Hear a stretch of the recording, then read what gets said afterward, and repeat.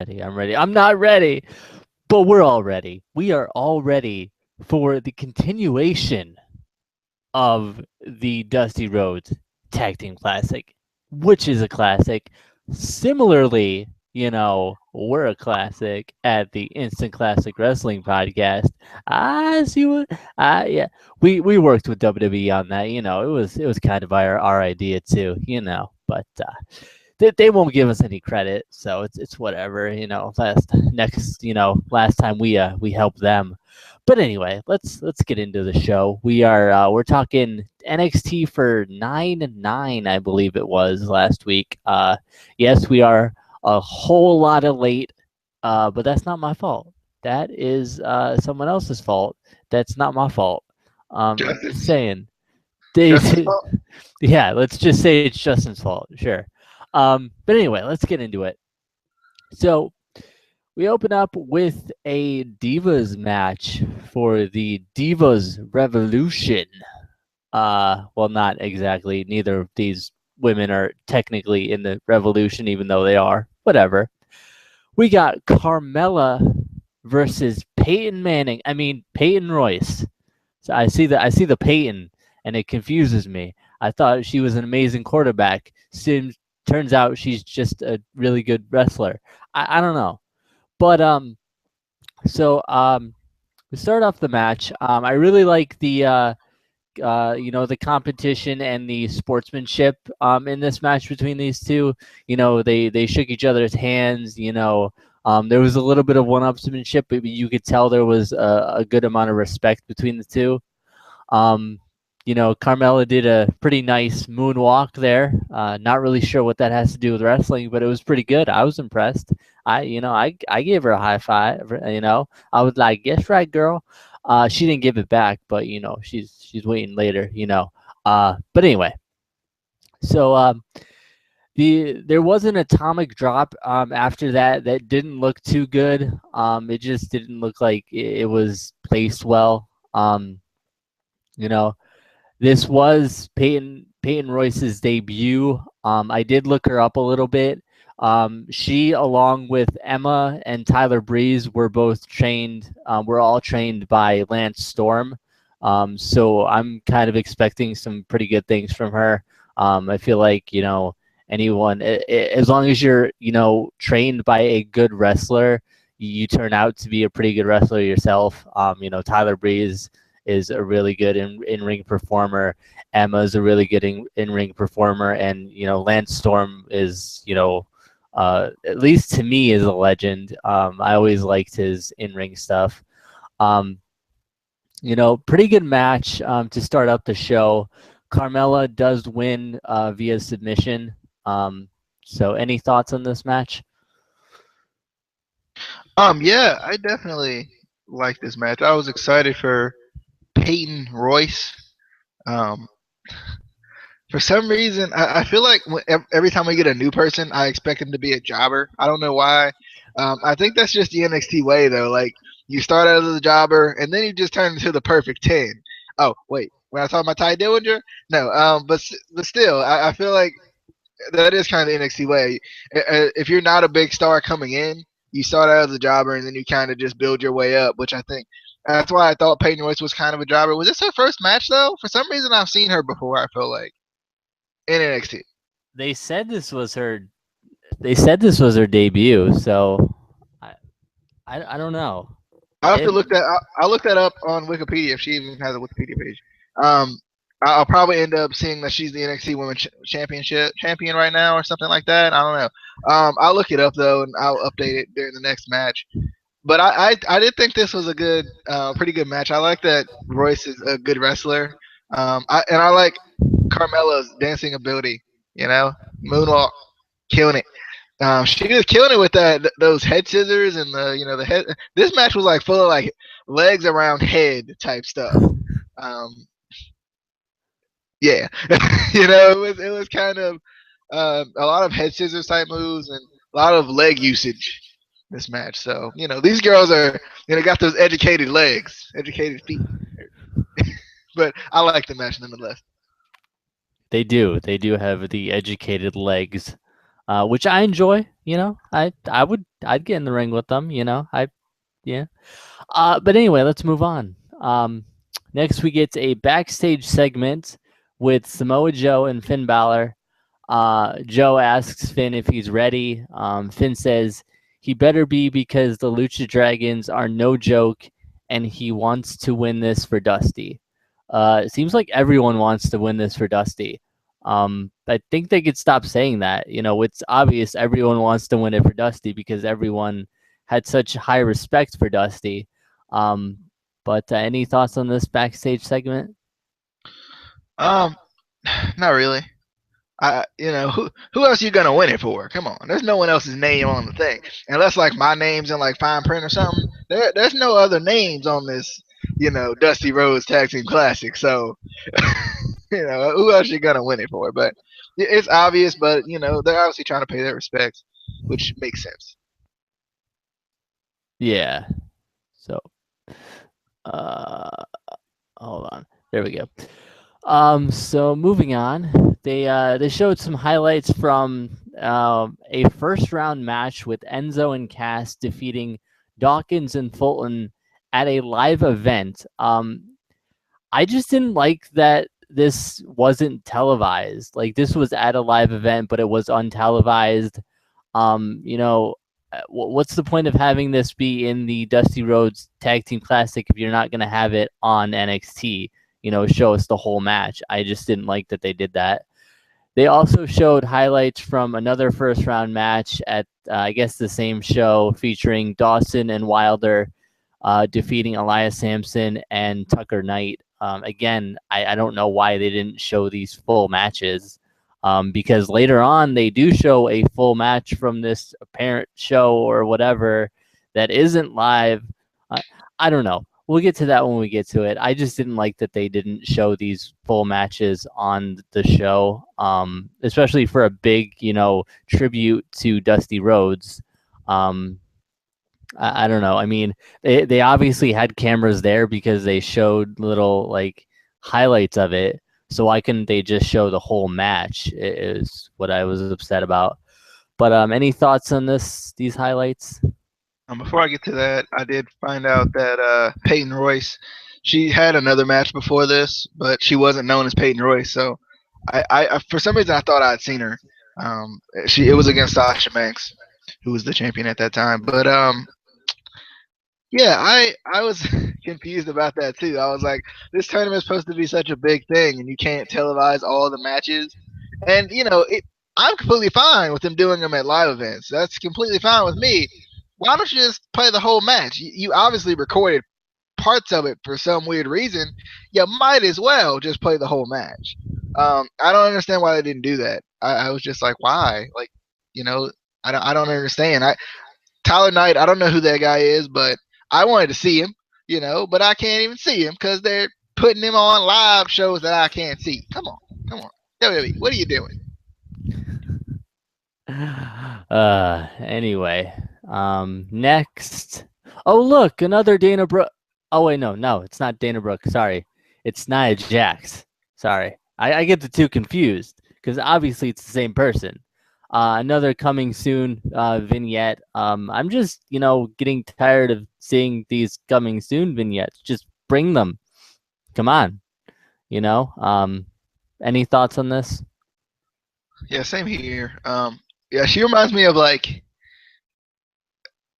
a mix of China and Dana Brooke. Like she sounds just like Dana Brooke, but like this seems like the way they would like throw China on us. So like I don't know. She sounds like Dana Brooke. It's Dana Brooke. We know. WWE. We know. We know. It's Dana Brooke with a wig.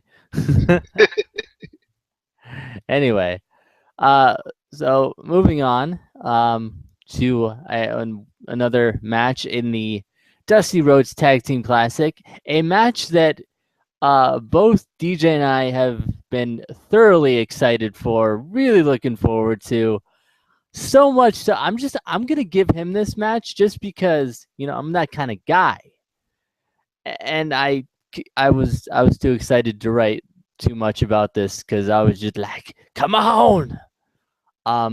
But yeah, we get Tyler Breeze and Bull Dempsey, because that's a great tag team right there. With the vending machine on the outside, as backup. It was there. Versus Johnny Gargano and Tommaso Ciampa. I still can't believe I'm saying those two names in NXT. But go ahead and take this match.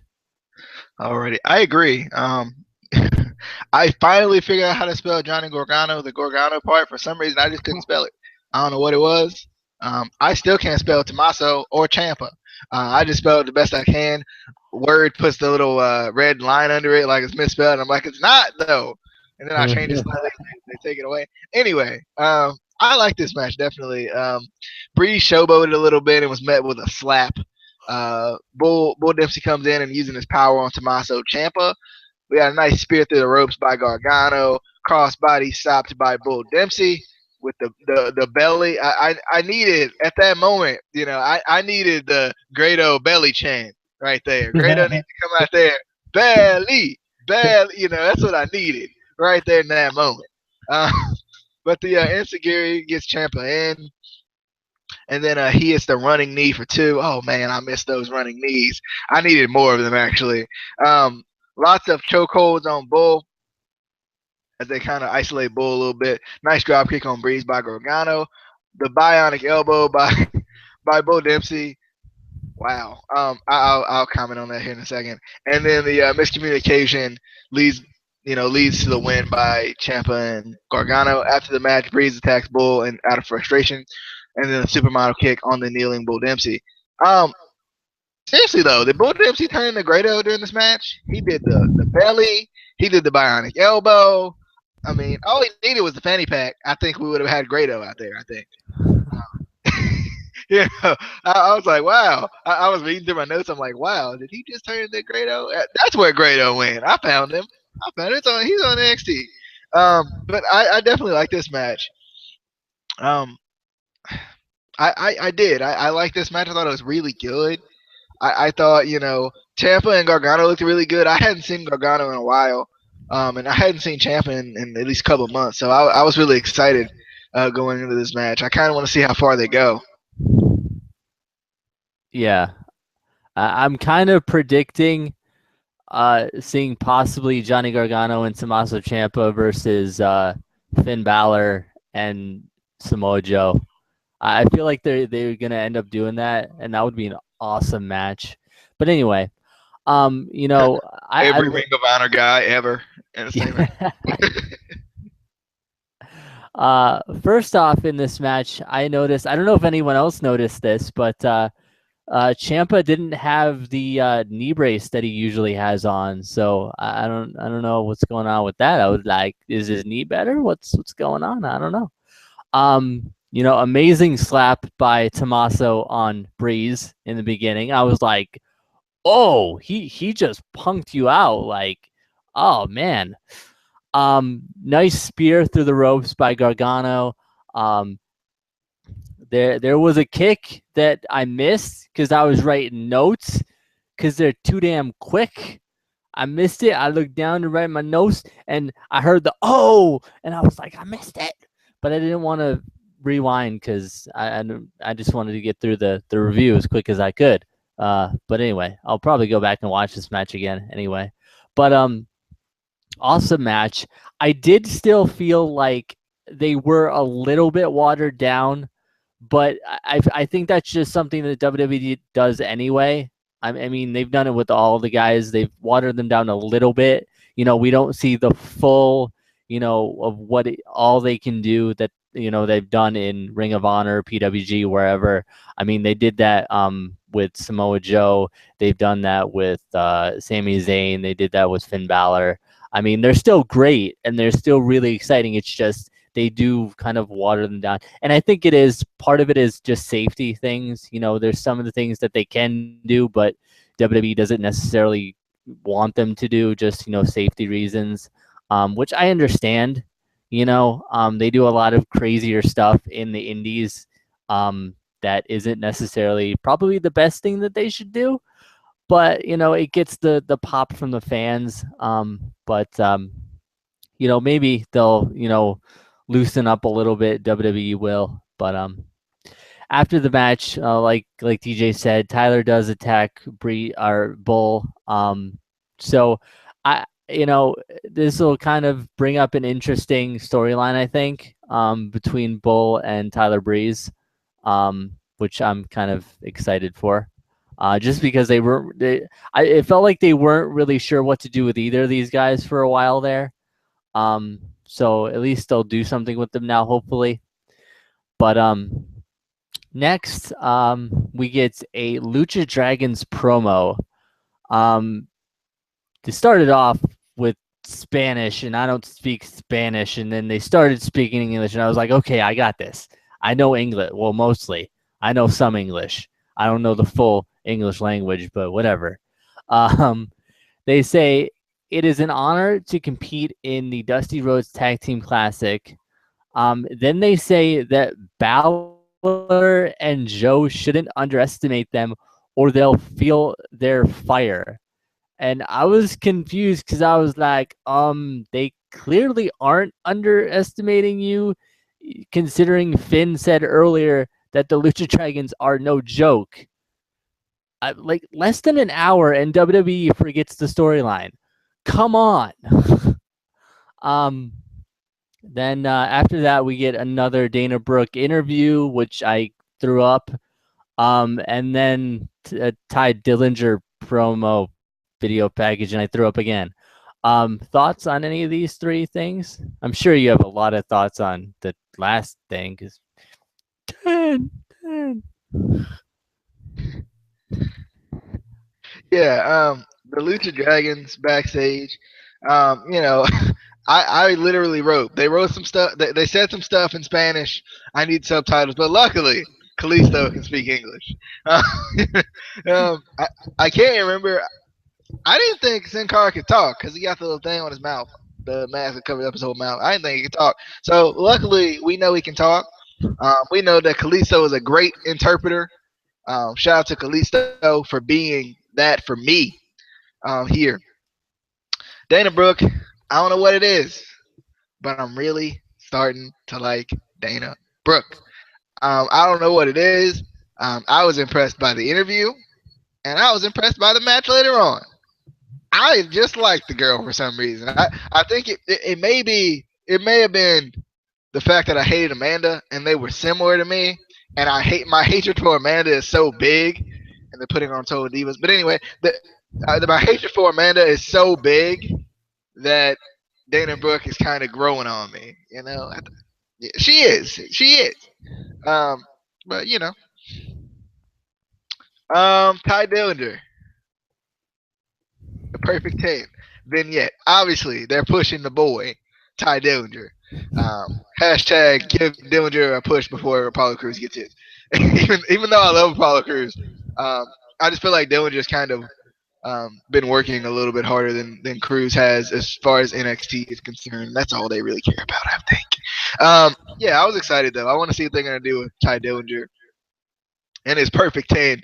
He's obviously gonna be a part of Roman Reigns and Dean Ambrose's team coming up. It's coming. Come on, we know. Not a champions, baby.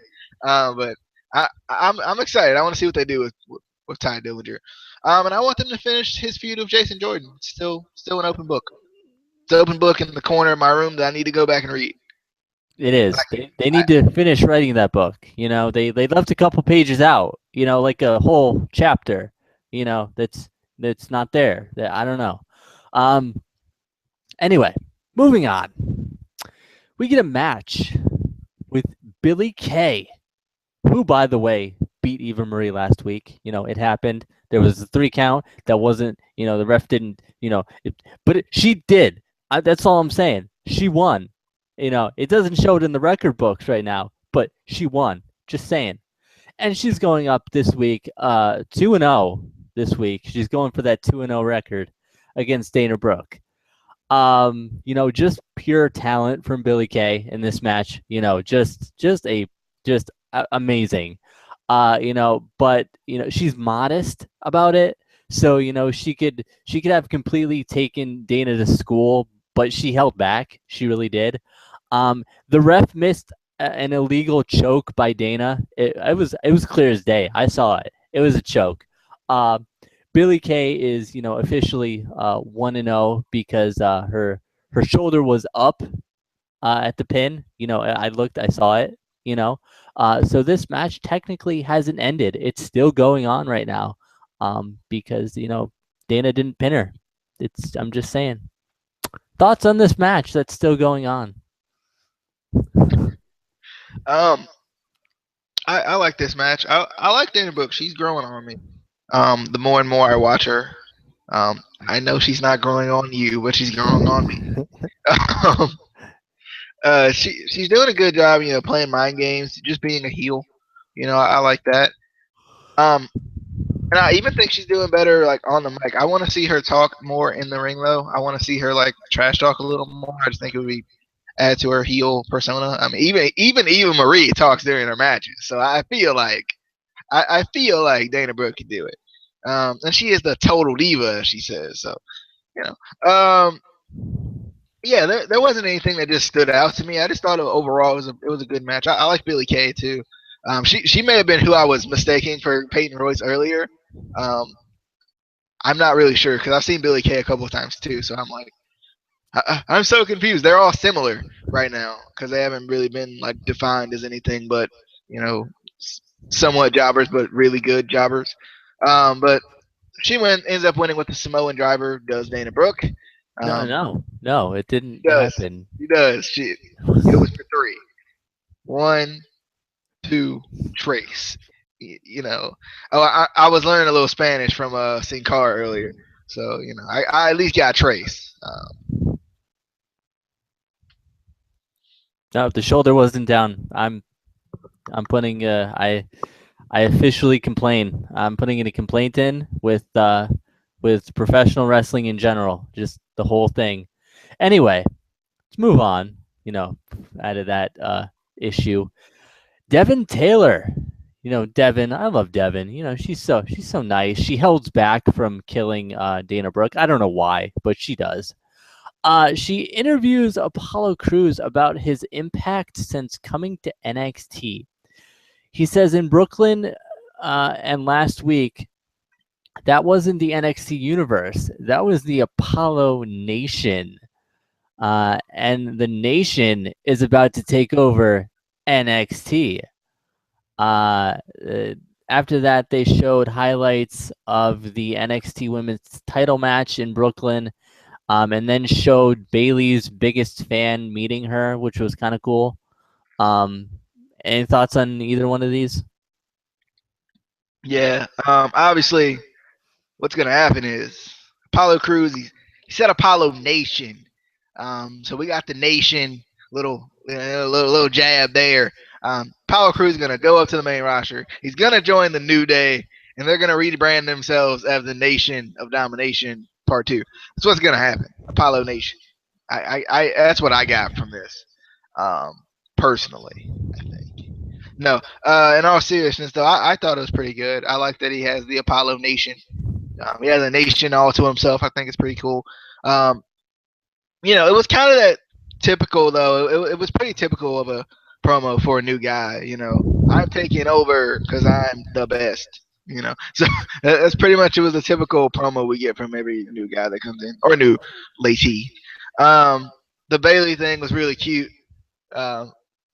The little girl does resemble Bayley. I'm glad that they show some consistency because like they could have picked out some random little girl and said, "Hey, it's Bayley's biggest fan" just because she won the title. But like we've seen this girl before, which I think is really cool. Yeah, that they've showed her actually on camera during some of the tapings before. So I think that's really cool that they kind of reached out to her a little bit. Yeah, that was pretty cool. So next we get the Lucha Dragons versus Finn Balor and Samoa Joe in the Tag Team Classic. This was what bothered me about this whole show. I hated that this match was also at a live event, but this was the only one that they showed the full match. Why? Although we did get to see Joe and Finn's entrance on kind of the full Raw SmackDown stage, which was kind of cool. Um, you know, uh, they. I thought it was kind of funny that they were in the Dunkin' Donuts Center. I was like, yeah, they in the Dunkin' Donuts Center. Go get some donuts. Um. Anyway, even though I kind of knew, I feel like everyone knew who was going to win this match. I was still excited for it. Even though, probably just for the fact that it was actually in the big arena, so kind of they get that little bit of exposure more. How it is to perform in such a big arena, even though they all kind of already know. Finn Balor obviously has wrestled all over the world in huge arenas. Samoa Joe was in TNA, so he's obviously wrestled in big arenas before. The Lucha Dragons obviously have wrestled in big arenas before, so it just kind of gets them used to the WWE at least. Um, the only thing I was upset about was the match seemed a lot shorter than I thought it should have been. I felt like it should have been longer, um, but I was happy with it otherwise. Any thoughts on this match? Yeah, I definitely like this match. It was a little short though. I felt like Finn's entrance looked a lot better. I felt like not as the Demon. I don't know what they should do with the title when he comes out as the Demon. But, like I'm talking about his title entrance. Like I love the Demon entrance by itself, but like I know we were talking about how it kind of looked a little bit weird with him being the Demon. It looked a lot better this time though. It kind of showed a new side of Finn Balor a little bit with the, he was kind of like showing it off a little bit, which I thought was pretty cool. But yeah, this match was good. I knew it was going to be good with the Lucha Dragons Finn and Samoa Joe in there. It's obviously going to be pretty good. Love the monkey flip splash by Kalisto. I know Hurricane Rana on Samoa Joe looks ridiculous too because Kalisto's so small, and I'm like, how? How did you do this? Teach me your ways, Sin Cara. I mean, Kalisto. But the Muscle Buster coup de grace win by Finn and Joe. I'm interested. I want to see how far they go with this because if this is supposed to end, if this tournament is supposed to like not the final round is supposed to be at Takeover, are they going to have a tag team title match that night too?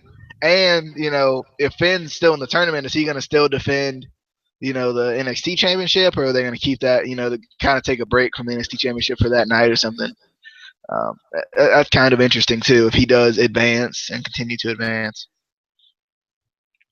Yeah, that's what I was wondering is, whoever wins this tournament, are they like the number one contenders, or like, how does that work? Because they didn't really explain that too much. They just kind of said, we're gonna have the Dusty Rhodes Tag Team Classic, but they didn't really explain, what the winner gets. But either way, it's getting exciting. I can't wait to see, what happens next week. And just in general. But yeah, and we do have NXT Takeover coming up in October, which is pretty exciting. I like that they're getting a little bit closer now. The takeovers. For the first couple ones, it felt like they would have a takeover, and then you wouldn't have another one for like 4 months. But now it seems like they're kind of putting them closer together, which is exciting. Um, of course, I don't want them to be too close together because then it'll turn just into kind of a normal WWE monthly pay-per-view, which gets kind of boring. I like when companies used to have their pay-per-views kind of spread out a little bit more, where you would go maybe 2 months without a pay-per-view, or a month or whatever. It helped build up storylines a little bit more. And I kind of would like to see NXT do that a little bit, but I'm excited for it. And any other thoughts before we leave these fine viewers? Yeah. One more thing. I feel like it was really cool. It's really cool that we got 16 teams in this tournament. Remember we said something about having 16 teams? I don't Yeah. know if that's 16 teams. We actually did get 16 teams. I just counted it on the bracket. I was trying to figure out because when they show the bracket on TV, they don't show us everyone who's in it, which kind of leaves the element of surprise. But I was kind of like, how many teams are there in this thing? Because it looked like it was a lot. So I think that's pretty cool how they somehow compiled up 16 teams. Yeah. Where did you find the bracket? Because I looked and I couldn't find. All I could find was like a small picture of it, and I couldn't. Yeah, yeah. I found the same thing. It was just a small picture. And when I tried to zoom in, you couldn't see like who was on it. It's a mystery. All right. I think your microphone came unhooked.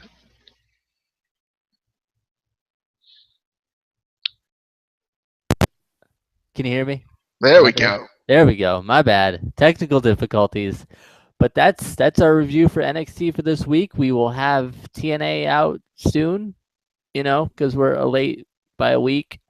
And I don't know if we're gonna do the full Ring of Honor show this week. We might just talk about title matches a little bit, kind of, just because we are so late with our reviews this week. And we're already, getting into the next week. So we will get those out as soon as we can. NFL picks videos are going to be Tuesdays, like we said yesterday. At least that's going to be an established day, Everything else we just with whenever. Hey, we tried to establish a day, and then every time we establish something for wrestling, it always changes. Like either like we get really busy, or they change the day of the show. By the way, we're moving to Fridays. No. All right. That is us for the week. We will see you tomorrow and the next days. So I don't know. You'll see us when you see us. Peace.